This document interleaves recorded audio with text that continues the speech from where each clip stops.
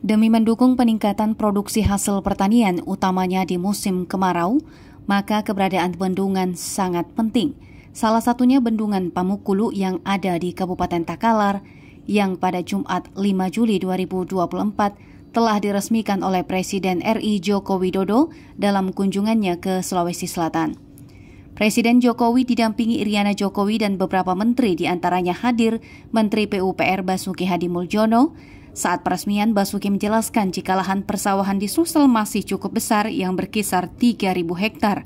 Untuk itu perlu didukung dengan keberadaan bendungan untuk pengairan sebagai upaya peningkatan produktivitas. Sementara itu, Presiden RI Joko Widodo menyampaikan Bendungan Pamukulu yang dibangun pada 2017 dapat menampung 82 juta meter kubik air. Total anggaran yang dihabiskan untuk pembangunan bendungan ini mencapai 1,6 triliun rupiah. Jokowi menjelaskan bahwa saat ini produksi pertanian di semua negara turun.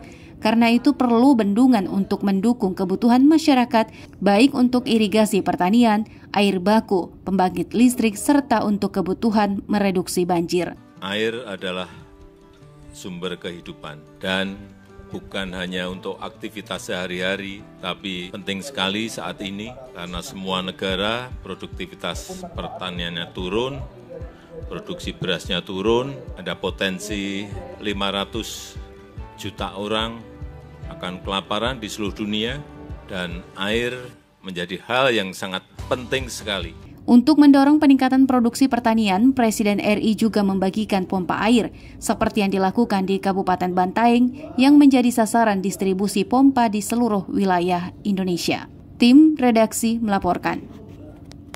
Terima kasih telah menonton. Jangan lupa subscribe, like, comment, and share. Saksikan terus informasi terbaru dengan menekan tombol lonceng hanya di channel Fajar TV.